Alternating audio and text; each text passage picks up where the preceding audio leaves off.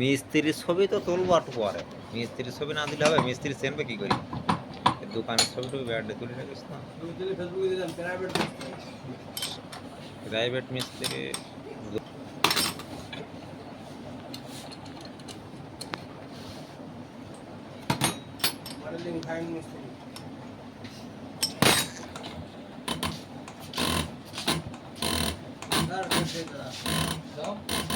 আশা করা যায় না।